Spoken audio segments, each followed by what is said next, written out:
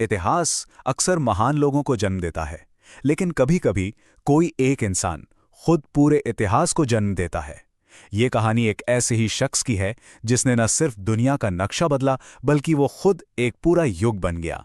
ये कहानी है एक ऐसे इंसान की जो गुमनामी और गरीबी से उठकर दुनिया का मुकद्दर लिखने चला था।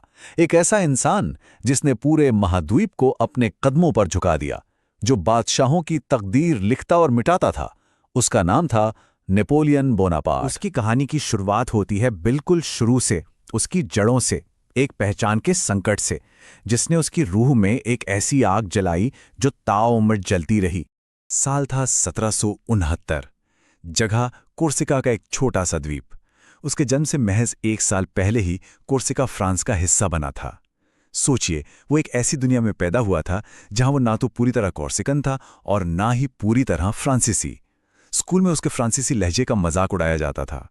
यही अकेलापन और अपमान धीरे धीरे एक ऐसी ज्वाला में बदल रहा था जो एक दिन पूरे यूरोप को अपनी लपेट में लेने वाली थी। जब वो एक युवा आर्टिलरी लेफ्टिनेंट बना तो उसके दोस्त इंसान नहीं, तोपें थीं। उसका भरोसा तलवार की धार से ज्यादा गणित के फॉर्मूलों पर था। वो बहुत पहले ही समझ गया था कि युद्ध की असली भाषा शोर नहीं, बल्कि सटीक गणना है। रणनीति ही उसका सबसे बड़ा हथियार थी। जब फ्रांस क्रांति की आग में जल रहा था, जब चारों तरफ अराजकता थी, तब एक नौजवान उस अराजकता को ही अपनी सीढ़ी बना रहा था। महज 24 साल की उम्र में ब्रिगेडियर जनरल फिर पेरिस में एक शाही विद्रोह को कुचलकर गणतंत्र का रक्षक बन गया।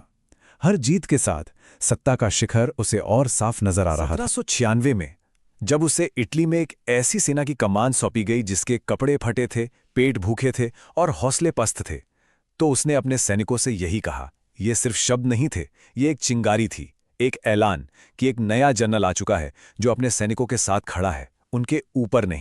एक जनरल की हैसियत से वो शिखर पर था, लेकिन उसकी मंजिल इससे कहीं ज्यादा बड़ी थी। अब वक्त था एक साम्राज्य गढ़ने का। मिस्र का अभियान एक अजीब दास्तां है।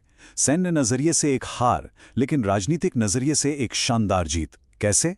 उसने नील नदी में अपनी नौसेना की बर्बादी की खबर को दबा दिया और छोटी छोटी जीतों को बहुत बड़ा बनाकर पेश किया। उसने सच से ज्यादा सच की कहानी को अहमियत दी। उसने समझ लिया था कि जंग सिर्फ मैदान में नहीं, लोगों के दिमाग में भी जीती जाती है। 1799 तक फ्रांस क्रांति के खून खराबे और अनिश्चितता से थक चुका था। उसे एक मसीहा की जरूरत थी, और फिर वो लौटा, एक हीरो की तरह। सेना की ताकत के बल पर उसने सत्ता अपने हाथ में ले ली। फ्रांस ने अपनी आजादी के बदले स्थिरता और एक मजबूत नेता को चुना। सत्ता में आकर उसने सिर्फ राज नहीं किया, उसने एक नए फ्रांस की बुनियाद रखी। उसने चर्च को राज्य से अलग किया, जन्म के आधार पर मिलने वाले होदों को खत्म कर काबिलियत को तरजीह दी।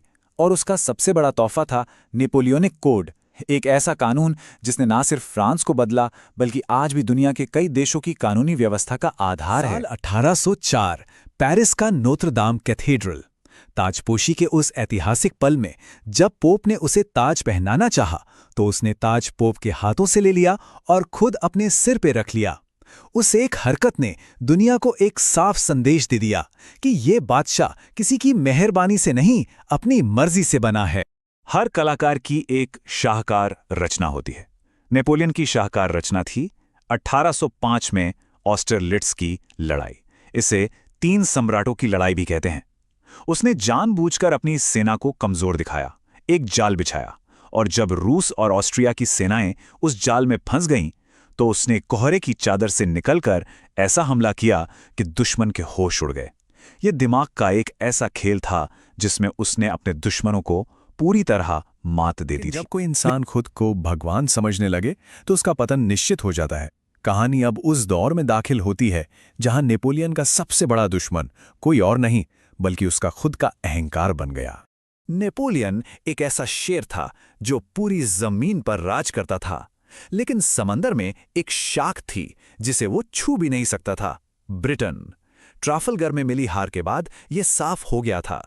चूंकि वो ब्रिटेन को सैन्य ताकत से हरा नहीं सकता था, उसने उसे भूखा मारने का फैसला किया। उसने पूरे यूरोप में ब्रिटेन के व्यापार पर पाबंदी लगा दी।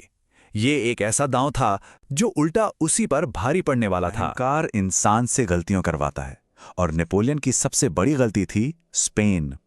उसने अपने भाई को स्पेन का राजा बना दिया और इस फैसले ने एक ऐसे खूनी गुरिल्ला युद्ध को जन्म दिया जो सालों तक उसके साम्राज्य का खून चूसता रहा। स्पेन एक ऐसा घाव बन गया जो कभी नहीं भरा। 1812 एक ऐसा साल जिसे नेपोलियन कभी नहीं भूल पाया। अपने अहंकार के चरम पर वो इतिहास की सबसे बड़ी सेना लेकर रूस को जीतने निकला था। उसे एक आसान जीत का भरोसा था, पर वो ये नहीं जानता था कि वो अपनी ही कब्र खोदने जा रहा है। उसमें उसका सामना सिर्फ इंसानों से नहीं हुआ। उसका असली दुश्मन था मीलों तक फैली बंजर जमीन, भूख और सबसे खौफनाक जनरल विंटर। रूस की जानलेवा सर्दी, उसकी 6 लाख सैनिकों की विशाल सेना बर्फ और भूख से तबाह हो गई। 1 लाख से भी कम सैनिक जिंदा लौट सके। 5 लाख से ज्यादा जानें रूस की बर्फ में दफन हो गए और उनके साथ ही दफन हो गया नेपोलियन के अजेय होने का ख्वाब। ये एक ऐसी तबाही थी जिससे उसका साम्राज्य फिर कभी उभर नहीं सका। एक बार जब दरारें पड़ जाती हैं तो साम्राज्य ढहने में वक्त नहीं लगता। अब शुरू होता है नेपोलियन की कहानी का आखिरी अध्याय, उसके पतन और उसकी अमर विरासत की कहानी। रूस की हार के बाद सब कुछ बहुत तेजी से हुआ। लाइप्जिग में हार, सिंहासन छोड़ना और एल्बा द्वीप पर निर्वासन। लेकिन नेपोलियन इतनी आसानी से हार मानने वालों में से नहीं था। वो एल्बा से भाग निकला और 100 दिनों के लिए फिर से सम्राट बन गया। लेकिन उसका यह आखिरी दांव भी 1815 में वॉटरलू के मैदान पर खत्म। जिंदगी में 2 निर्वासन थे, लेकिन दोनों में जमीन आसमान का फर्क था। एल्बा में वो फिर भी एक छोटे से द्वीप का सम्राट था, वो एक इंतजार था। लेकिन सेंट हेलेना वो एक अंजाम था, अटलांटिक महासागर के बीच में एक वीरान चट्टान, जहां वो एक सम्राट नहीं, सिर्फ एक कैदी था। दुनिया से कटा हुआ वो अब सिर्फ एक लड़ाई लड़ रहा था, अपनी विरासत की लड़ाई। उसने अपने आखिरी साल अपनी यादें लिखवाते हुए गुजारे ताकि इतिहास उसे वैसे ही याद रखे जैसा वो चाहता था। 5 मई 1821 नेपोलियन नाम का इंसान तो मर गया, लेकिन नेपोलियन की किंवदंती अमर हो गई। असर किसी एक देश या एक लड़ाई तक सीमित नहीं था। उसने युद्ध का तरीका बदल दिया, उसने कानून बदल दिए, उसने पूरे यूरोप का नक्शा बदल दिया। वो सही मायनों में एक इंसान नहीं, एक पूरा युग था। तो हम उसे कैसे याद रखें? एक नायक जिसने क्रांति के आदर्शों को फैलाया और आधुनिक दुनिया की नींव रखी, या एक तानाशाह जिसकी महत्वाकांक्षा की कीमत लाखों जिंदगियों ने चुकाई? शायद सच इन दोनों के बीच में कहीं है, और यही सवाल नेपोलियन बोनापार्ट को इतिहास में हमेशा जिंदा रखेगा।